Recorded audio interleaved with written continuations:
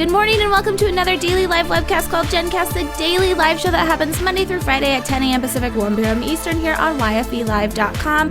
It's another winning Wednesday, and today's topic is on the Super Bowl ads. We're going to be talking about a few of them, including the Goldilocks ad, which of course is a big young female entrepreneur campaign that a lot of you have been paying attention to, and a few others, along with our guest co-host, Chase Nunes.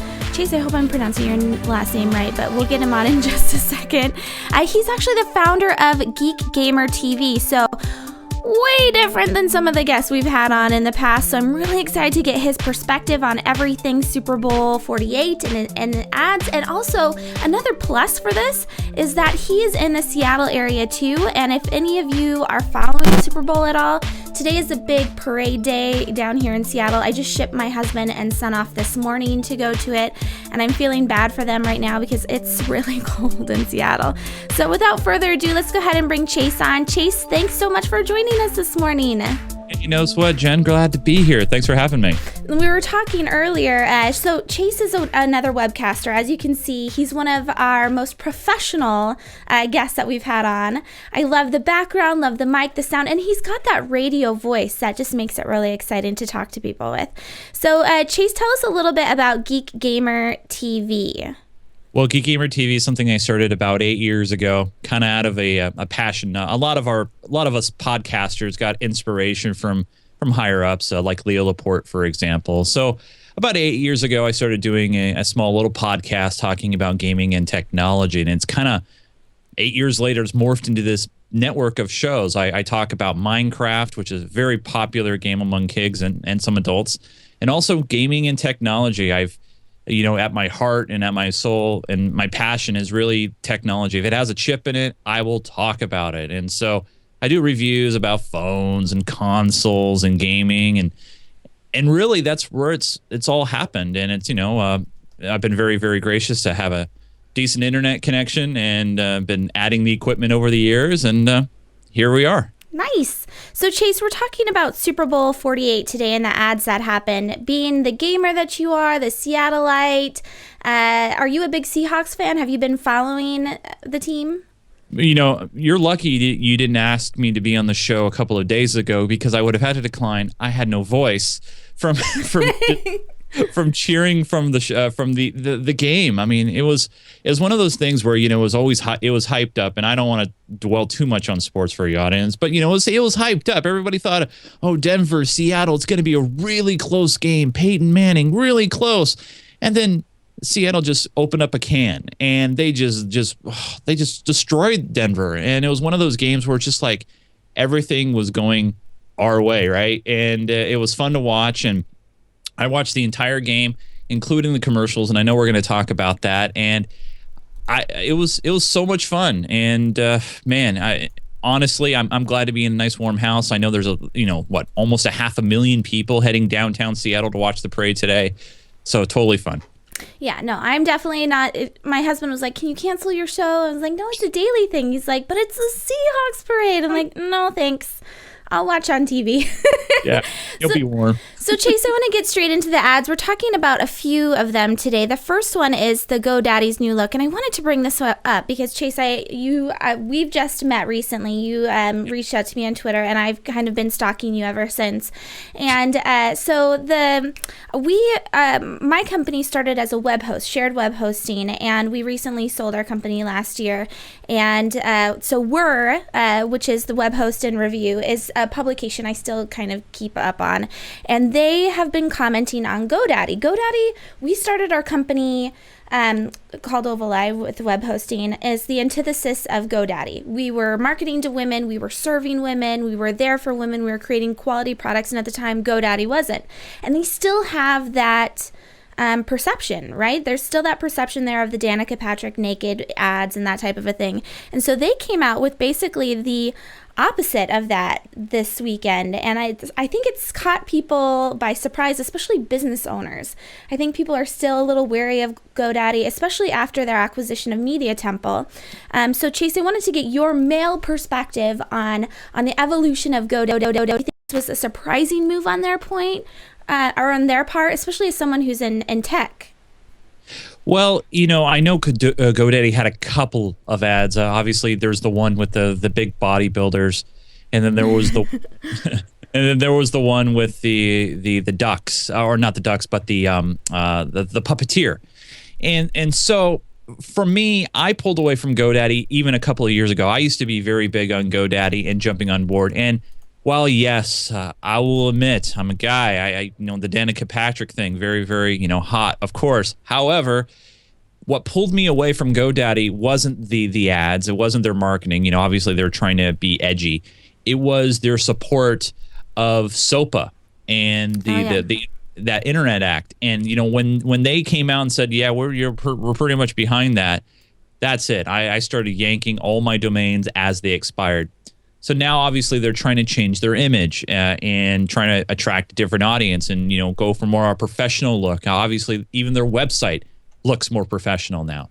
But for me, I'm not saying anybody doesn't pay attention, but I'm paying attention to them. They still haven't really changed their stance on SOPA. They've been kind of wishy-washy on that.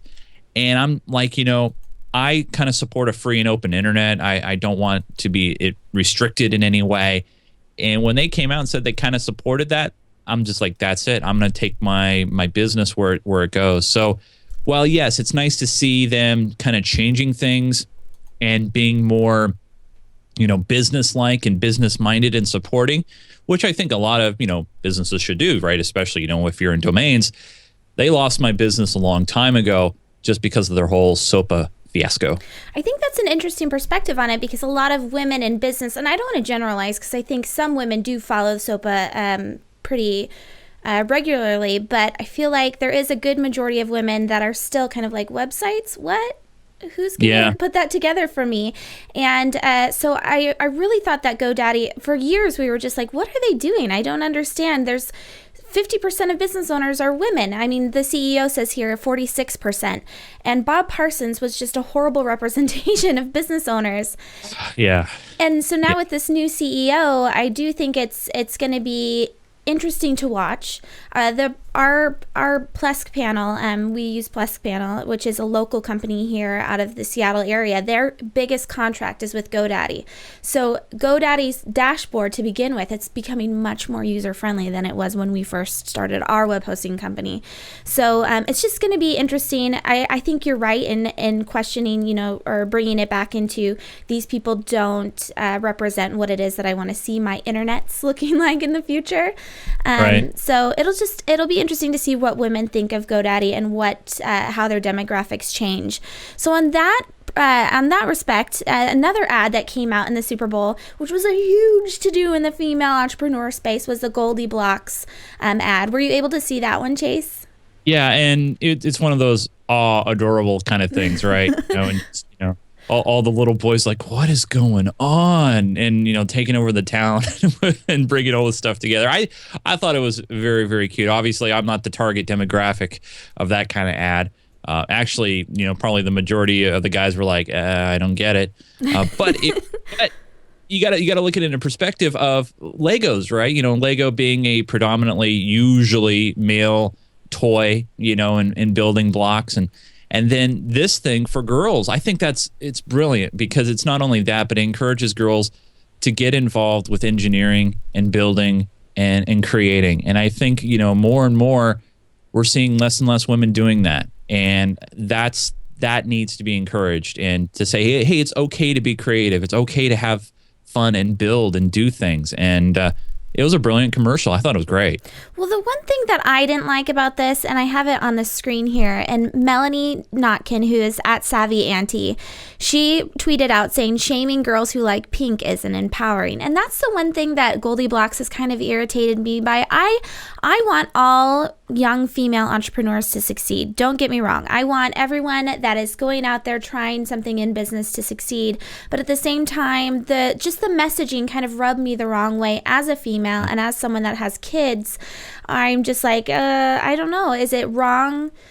I just don't like the messaging behind it. I like the toys. I like that, they're pink and they're yellow and they're pastel colors. I don't understand why they're saying we got to throw all our Barbies away in order to be engineers. That's the only thing that just made me feel it was a little too elitist. But that's just me. And there's the flip side of that ad, Chase, that I thought was interesting in that they won a competition in order to be on this. This is a $4 million space.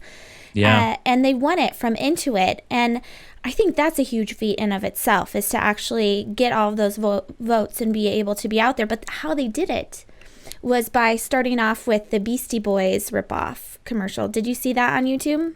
I did not. I missed that one. So yeah, they started out with a viral ad that used the Beastie Boys song, and they did kind of like the YouTuber rendition of it so that it was not necessarily copyright infringement, but it ended up being so. But the bigger issue was that the Beastie Boys didn't want them. They didn't want anyone to commercialize their music. It was something that one of the members who had passed away had said, please don't do this, and they did it.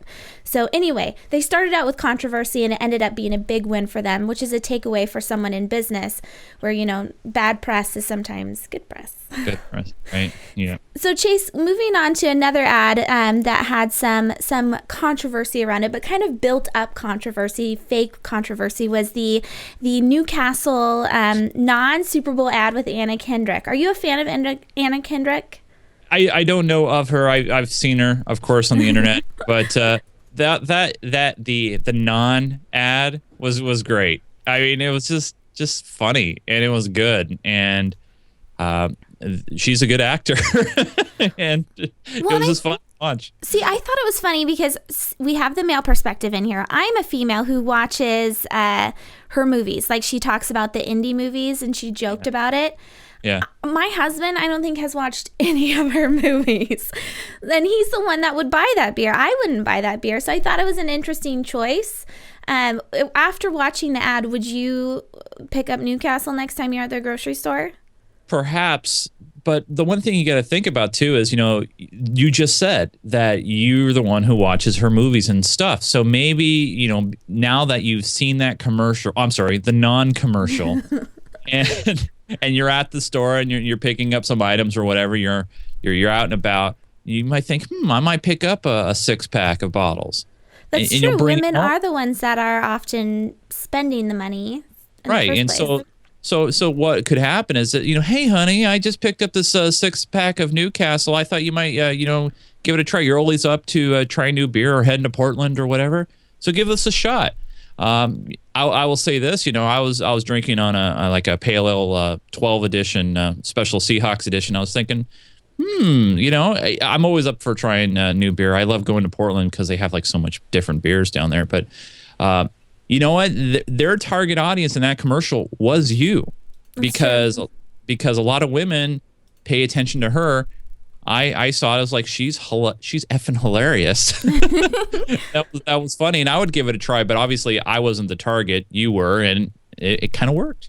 That's interesting. But as an entrepreneur, business owner, one of the other things that I wanted to bring into focus or to talk about as far as takeaways go, this Ad Age article, I'll have to link it to it, but it's talking about the amount of work.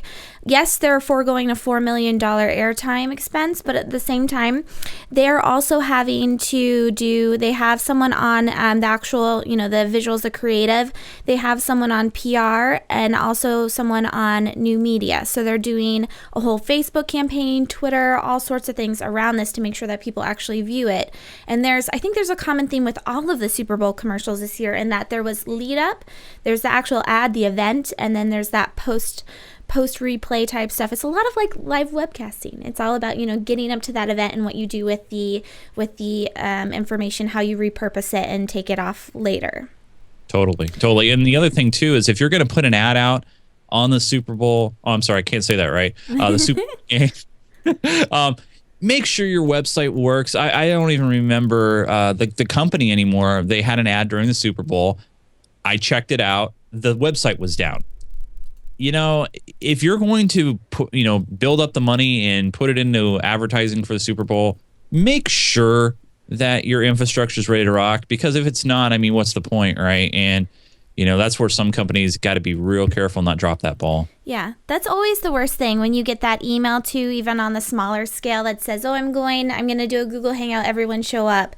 And then the website that the Hangout is embedded on goes down and you're like, awesome. Yep. So let's talk a little bit about, we have two more things I want to run through.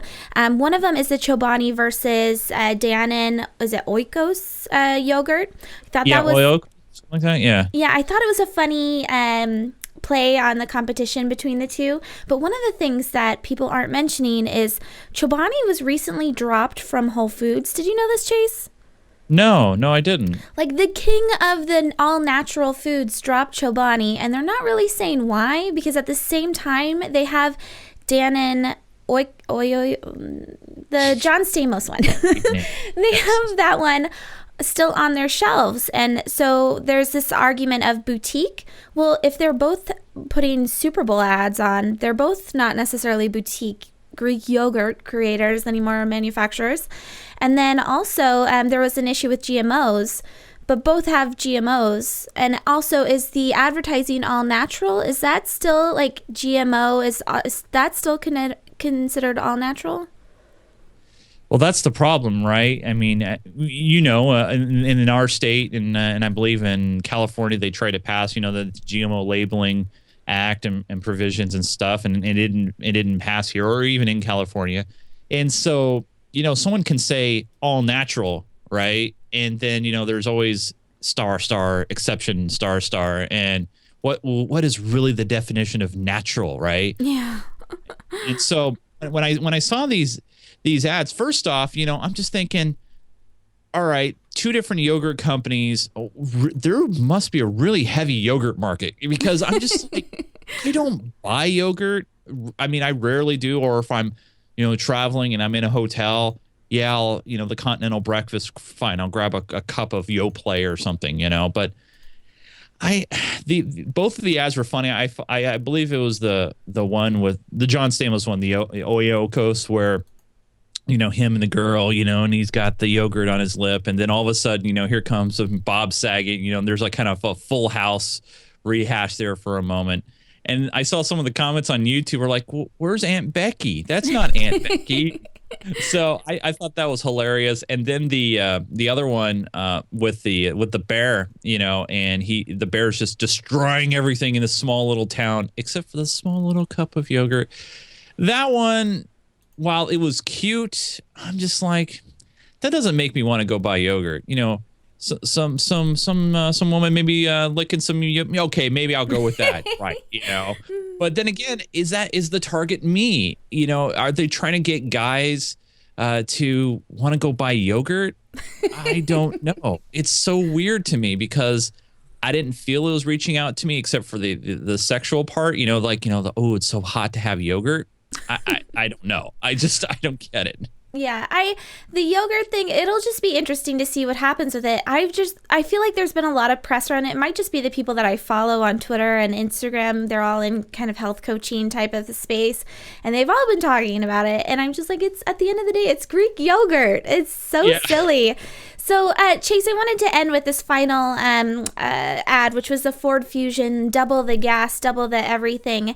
And it was really funny, because my big takeaway was, again, that extension of the event past and before the actual commercial.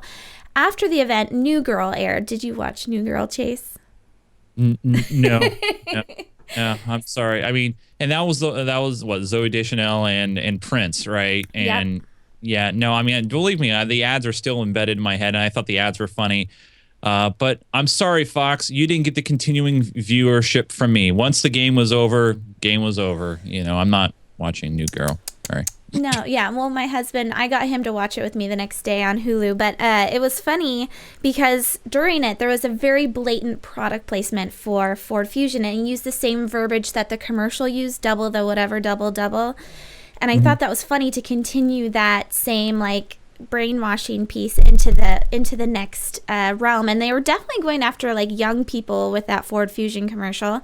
All the other people that I was at the party with were like, who is James Franco, or who's that guy? And I'm like, okay, You don't know. Who's James Franco? Hello, James Franco's very good actor, and he was 128 Days Later or something like that. But I'm a car buff. I love watching Top Gear, and the Fusion I believe is a very, very solid car.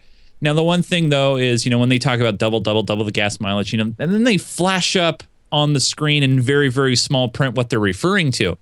And a lot of people may not realize that when they were referring to double the gas mileage of any major car or whatever, they're implying about the Fusion Hybrid. The Fusion Hybrid, which gets about 45 to 47 miles to the gallon. They're not talking about their full gas models, because if they were talking about that, then they don't even get double. So a minor misleading there. But no, I think that it's a very hot car design, Obviously, I think you're right. They're going after the younger demographic there who have kind of pushed Ford off as a car that's not been reliable in the past. But the Fusion's been solid. It's been a great car for Ford. Kind of a one world platform kind of a car. And it was a fun commercial for me to watch. Didn't get me to watch New Girl, but I thought it was still fun to watch, and especially Rob Riggle. He's a funny guy. And when James Franco comes on and says, why did he say I'm Rob Riggle? I didn't get the continuation of that. Because it was like he's double the intent.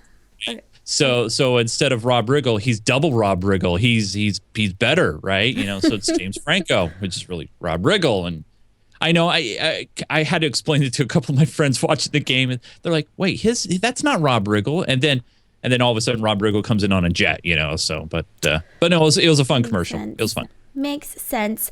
Well, Chase, thank you so much for joining me for this Winning Wednesday to talk about headlines. It was really fun to have a male perspective on. We had our first dude on the show yesterday. YFE Chat, we've had a number of men on, but this is like the first appearance of man. Jenn Cast. So thank you for that. Chase, where can everyone find you after this?